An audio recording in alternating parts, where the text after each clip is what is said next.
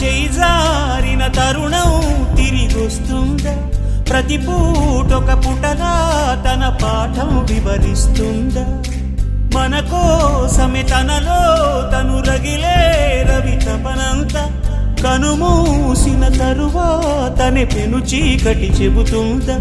కడతేరని పయనాలెన్ని పడదోసిన ప్రణయాలెన్ని అని తిరగే ఛాయా చరిత పుటలు వెను చూడక ఉరికే కథలు తమ ముందు తరాలకు స్మృతుల చితులు అందించాలా ప్రేమికులు.